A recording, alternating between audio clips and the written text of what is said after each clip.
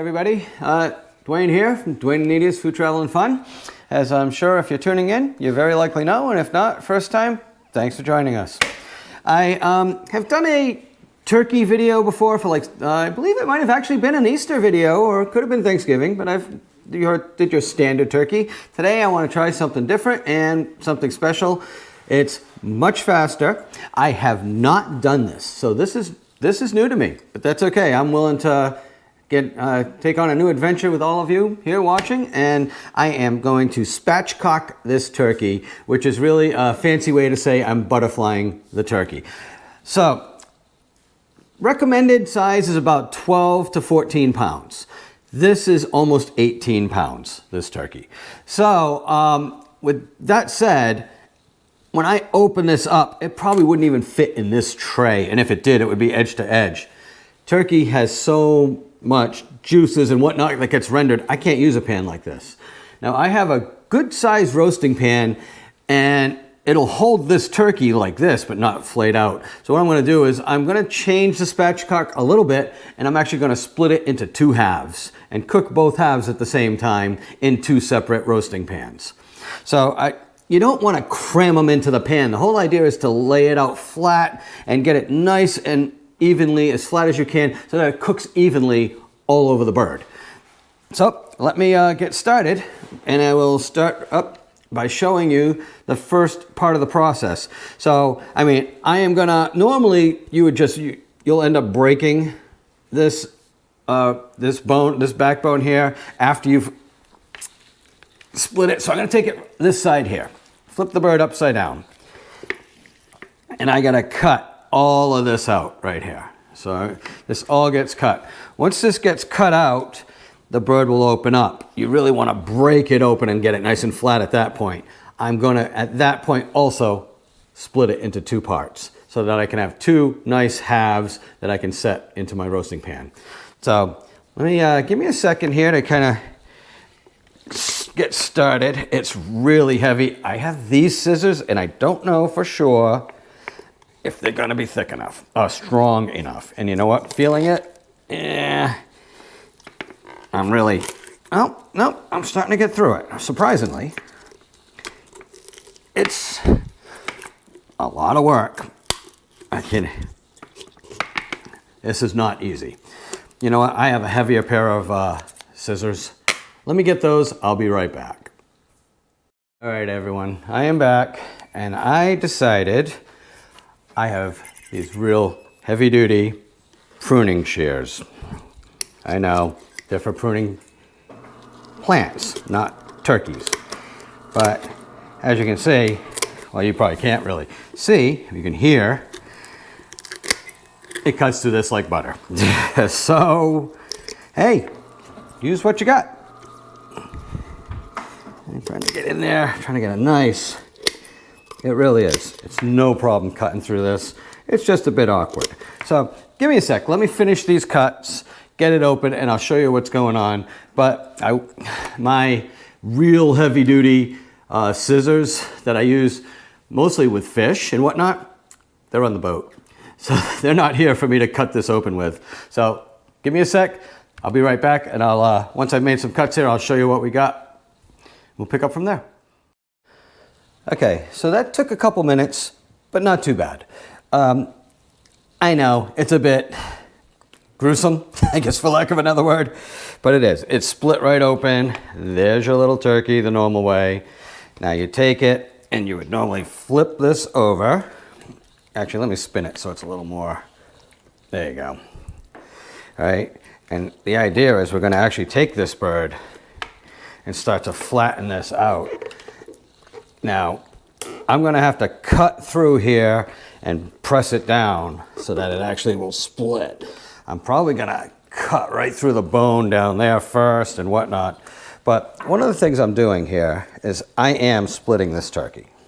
We're not doing it in one shot. So I am gonna cut right down alongside the actual ridge here where, there we go. And I'm gonna do it to this side as well. So that central ridge, I'm not really going to have to deal with as much. So I'm taking it right down all the way through. See, so that's your normal ridge right there anyways. And what I'm going to try to do, which I am succeeding, is to actually break through right there. It's a little on the tough side, don't get me wrong, because I'm, there goes the wishbone.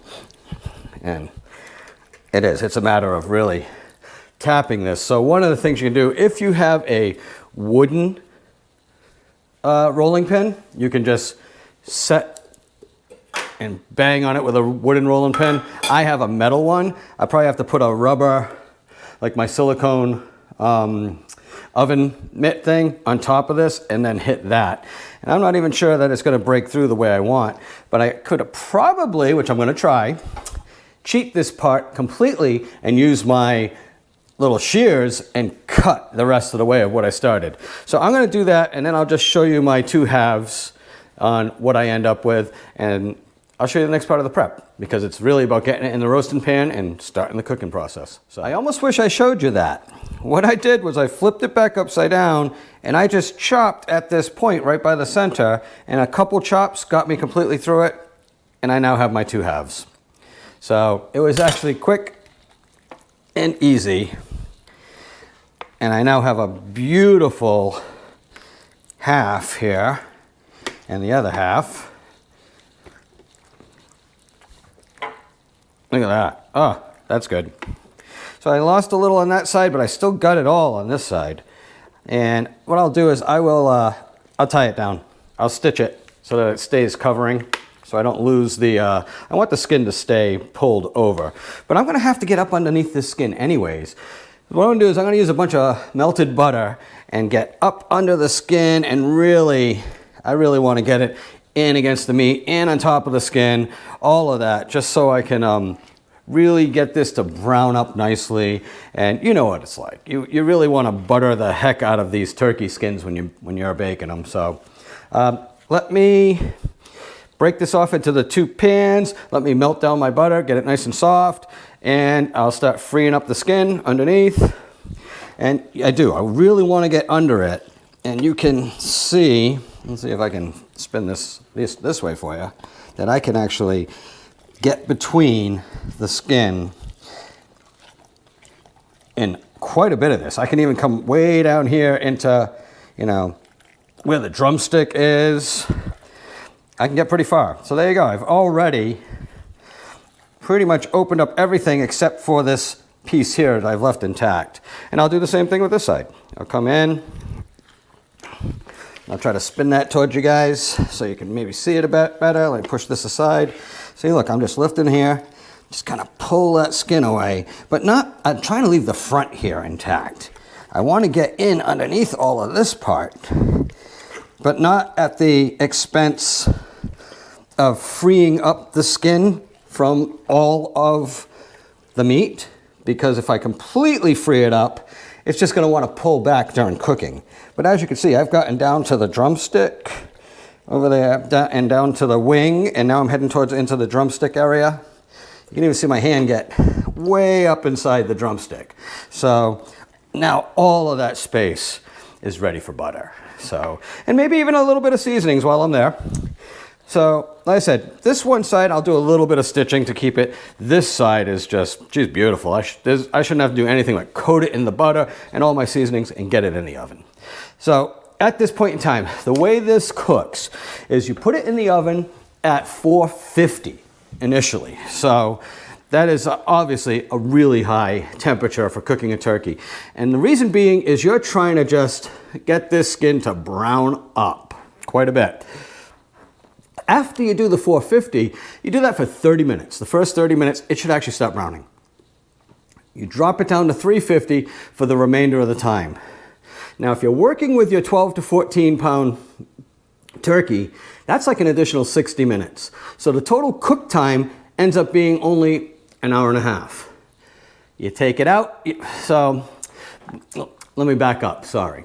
All right, so let it go do the first 30 minutes 450. Lower the temperature. Give it another 30 minutes. Start basting. At that point, you're going to start basting from all the drippings that are coming out, and you're going to want to baste maybe every 15 minutes for the last, so you're only going to get a couple bastings. Maybe you can do it every 10 minutes, but check it out, and you want to get this thing to an internal, you want this to at least be 155. I'm really going to push for 160, because when you take it out and rest, it's still, you're going to take it out, you're going to cover it in foil, it's still going to cook. And it's going to get the temperature up to 165, which is ideal for all around. So please use your thermometer. Make sure you at least reach 155 everywhere. Stick it in the fattiest, thickest parts. And if you got 155, you're golden. You could take it out, let it rest, and it will finish cooking sitting outside the oven, okay? And I use the color of the skin as a good guide, because if the skin is nowhere near brown enough, the internal temperature isn't there. It is just not hot enough. So I kind of do the combination. I do have my digital meat thermometer, which I will use as the final say on what I do. But at least to let me know where I'm at, I'll just start off nice and simple and look at the skin color. I mean, if it's really light, there's no way it's ready. So let's let me get that butter softened up, start spreading it with all my little seasonings. These will go on a bed of these vegetables you see here. I'm going to slice them all up into nice little thin amounts, make just a little bed on the bottom of each pan. This sits on top of it, and that's going to form wonderful juices to baste with. So just a quick note, I'm saving this cutoff. For me, I'm using it as crab bait, but you can use it to make like turkey stock. If you want to make some kind of stock later on, there's no reason to just waste that part that you cut out. But I've got my butter softened up. I actually did it in a microwave because it was in the fridge. Just 10 seconds. You don't want melted butter completely. You just want softened butter, okay? As you can see, I chopped all my vegetables up. I'm just going to add, these are my two pans, small amount of liquid to the bottom, because I'm going to kind of split, spread them around. Some of these, spread them around. And as you can see, I like onions. Spread them all around. And I don't want them burning in the pan. So that they don't burn, and that's it. That's just something so that we can rest on. It gets the bird up off the bottom a bit. And I'm going to do the same thing in this pan on this side. It doesn't have to be all perfectly arranged or anything, because it's just a bed. And in case you can't really see that, I'll use this pan. And there you go. All I did was I made my little arrangement. I've only got about maybe a ½ inch of water in there. This one could use a touch more on the water, because this pan is actually slightly smaller. It needs used a little less. But that's it. I cut everything in half and made sure everything was nice and thin, just looking to make a simple bed. So off to this part of the project. You take one off for now, and just grab some butter and get it in there. Find those pockets. Push that butter in. Use one hand inside, the other hand kind of freeze the first hand of the butter so that you can I can actually see the butter in those pockets inside the bird as I tend to spread it around here. So I'm going to try to get even further up in there. Yep, push it in, push it in. And this will just make such a beautiful, nice browned up skin. And then we're going to do the same thing on the surface here. Going to really just spread it all around. Be generous. Do not try to not put lots of butter in there. And you notice I am wearing gloves for this part of it, because it is a sticky mess of a job to do this stage. But there you go. So now, like I said, I can see the pats of butter. I used about ½ a stick on this half, so I'll use the other half on the remainder of the bird. But this will also help those seasonings that I'm going to put on there stick to the bird itself. So there's the first one. And since this is the bigger part I don't have to do anything other than season this. I can rest it right there in that pan. This one I have to do my little bit of stitching afterwards, and that's okay. I expected it because of the way I ended up splitting it, but I am gonna just get this all in there. I don't know if I'm gonna be able to use the entire half on this, but I'm gonna try. Find all those little pockets under there. Go digging. And you really can, like that's a pat of butter I can see right underneath. And you really can use one hand to kind of scrape it off onto the rest, you know? You really use both hands, work it in there, get it into any places you can see or think of.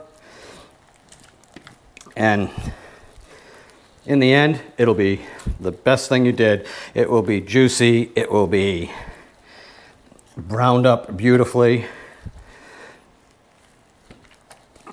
And yep, that's it. I really did all I can here. I'm going to take this off and I'm going to stitch that so that it holds just like that one's sitting. Get it in the pan, season it up, get them in the oven. Be right. My bird is tied up, ready to go. It's down to seasonings. So I like to go light to dark because if you go dark to light, you really can't see the light stuff. So the lightest seasoning is salt. Also be generous. Do not be shy. Notice the whole time I'm talking, I'm salting. The worst, not worst, but it's kind of a mistake to be really conservative with salt on the skin. I don't think that that's the greatest approach. So next, garlic is also very light, hard to see. And that's just it. If you get other seasonings on there, it's really hard to see, and you can either overdo it or not do enough or really miss a lot of spots. And I don't mind, especially with garlic, if it gets down into the little bit of liquid I got in this pan as well. It's garlic, can't go wrong. Great stuff. Okay, apparently I touched my bird. That's okay. I should have had these opened ahead of time. So this is a dark one. This is sage. Sage is absolutely a must. Rosemary, right there with it. For poultry seasonings, any type of poultry, birds, ducks, I don't care. Rosemary and sage are your top two in my book, but if you have to choose only one, which I am choosing only one today, choose sage.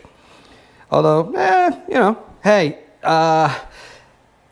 that's my preference, right? Let's be honest, let's be fair. So maybe you don't choose sage, maybe you choose something else completely, but I like the smoked paprika, and I also like the look. It gives it that nice color because of that bright, crisp red color that gets added in. And I might have got a little over anxious over there, but that's okay. Maybe not, I don't know. So now this looks beautiful, ready to go in. You can get a little over there. And my last ingredient is more once again, it's a show thing. Although, I mean, it does add a little bit. You can use whatever you want. I mean, I like parsley. And I like to see a little bit of it. And it really makes for a nice looking bird going in.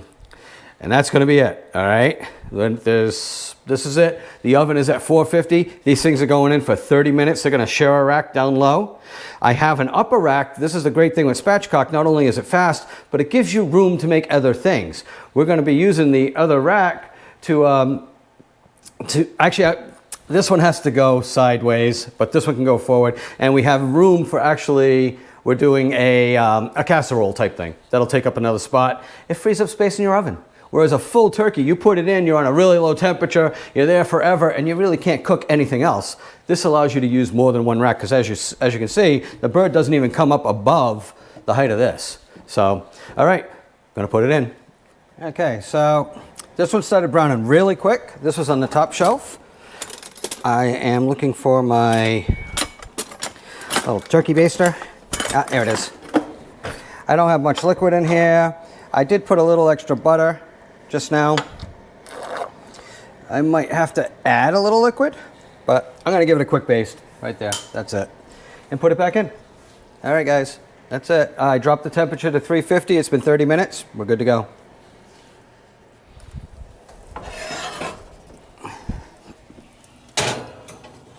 Bring you guys in close.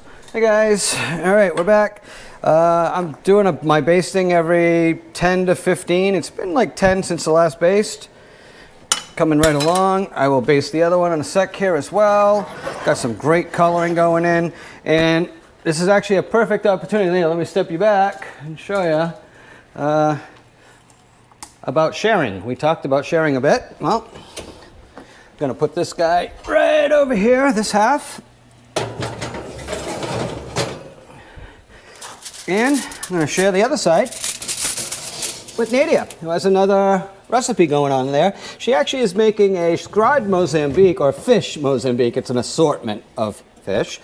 Because this one's up top, I broke that on purpose. I didn't want it burning in here. But as you can see, this really could use some more basting. There's a good amount of time left on this. I'm looking at, oh God, at least 45 minutes more. I haven't checked the temperature at all. Like I said, I usually like to wait. And let's see, it says 42 minutes, so 41 minutes. Yep, so that's what's happening. We're cooking along, coming along. Nadia's joined me in the oven, so it's a little tight in there, but that's okay. Everything's going along at 350. See you soon. All right, so it is just about the actual recommended time.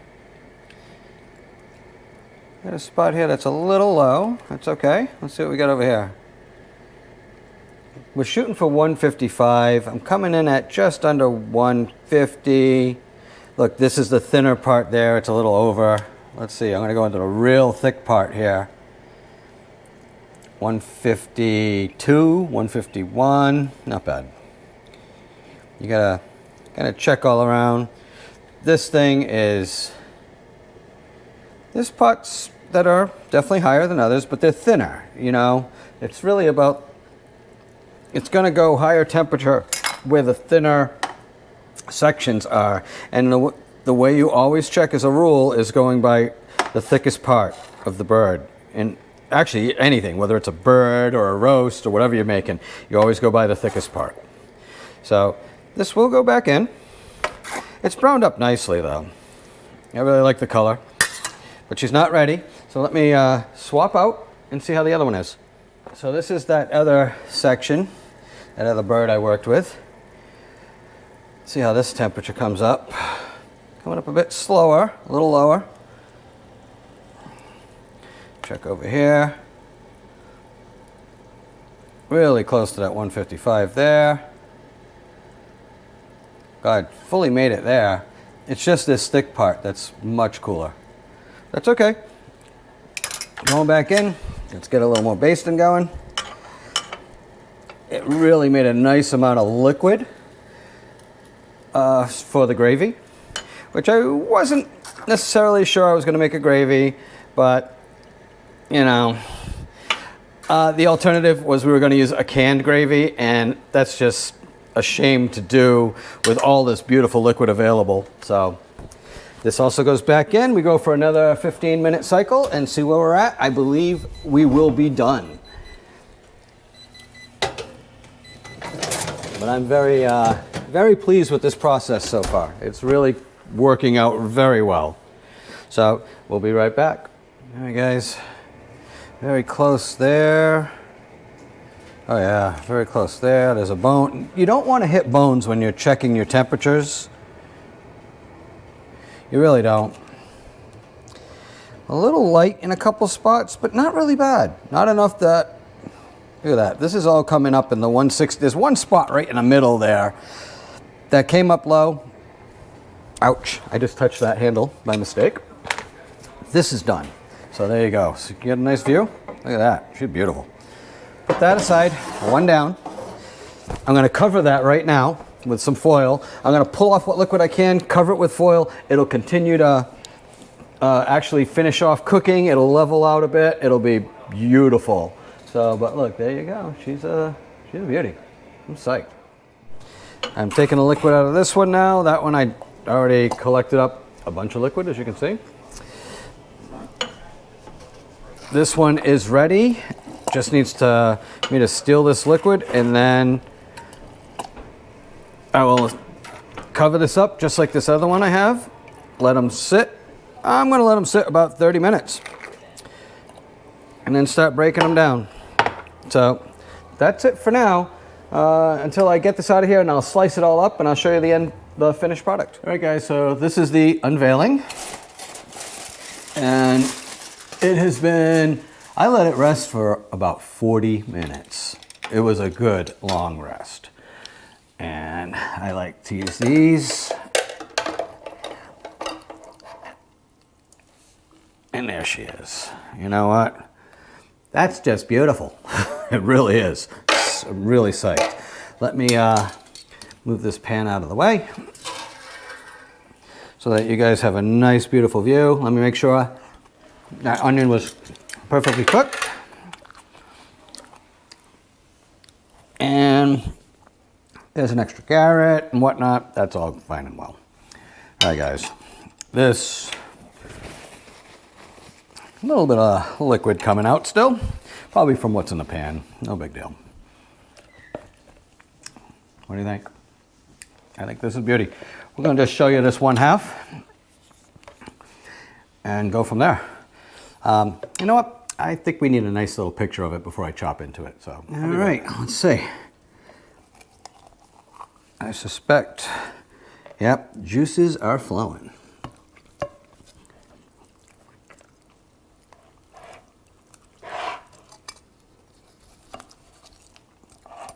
But, boy, that's a beauty. Let's come over here, see what we got. As I come around and get this little drumstick as well. I'm going to have to pry a little to find that knuckle. Oh, it's in there. I think it's a little deeper in than I thought, but that's okay. Yep, there she goes. Nice slice right through. Come on, you. Slice for me. Do you want me to slice this? Oh, we'll slice that in a sec, hon. Let me just get through that other tough little piece. And the last thing I'm going to do is take the whole thing off the bone. And we'll have this nice, big, juicy breast that we can slice into. Yes. And it's coming along. I can see the bone. I'm kind of going upside down here. Do my little fillet job. Come on, bone. It's usually a lot easier to go from the top down. But that's okay. I'll do it this way. Perfect. Just like a fish. It is. Oh, yeah. Going very nicely. As a matter of fact, if I can hold that up. You know what? Give me one of these little guys. Stab it. That way. There we go. I can really work. Keep it nice and close. This is very juicy. It did retain juices beautifully. I'll even cut that off right there for a sec, just for our... Okay, guys. I mean, she's dripping. She is beautiful. I'll put that there. And we get a little bit more to clean off here. And that's really it. I'm sure you want to see. There we go. Let's see. What do you guys think? I'll bring this all, since I don't want it to make a big mess, but I mean, if that's juicy. Beautiful. I think we're going to be doing this more often. Yeah, it's really, really looks excellent. So my next step is continuing to cut into more manageable pieces here. For others to enjoy. For not 3 people. Yeah, this is a bit much for just a couple of us. So, but that's okay. We're getting there. There we go. Come right through. Little drumstick, little drumette. Where's my front to back? And I really should just maybe try to bring you guys in for this. Yeah, let me, I'm not shy. It really did. Trying to get you a nice reveal. There you go. That is here. I'll come even closer. Very nice. This is going to be great. All right, let me cut up the rest and we're good to go. Hey guys, Duane and Nadia, Food, Travel, and Fun. Thanks for tuning in. I'll try to get a picture when it's all said and done for you guys Happy to add Easter. to the end. Happy Easter. Although you'll probably not watch this until Easter's long gone, but I Yeah. hope you have a good day if you celebrate. I hope all of you had a good day. I hope some of you let me know if you try this recipe. I would love to hear about it. But that is us. That's Duane, Nadia, Food, Travel, and Fun. Once again, happy Easter. Thanks for watching. Remember, subscribe, tell your friends, hit that button, like if you did, and share. Let us know what you got. If you do it, send me a picture. I'd love to see it. Till next time, Bye. good night.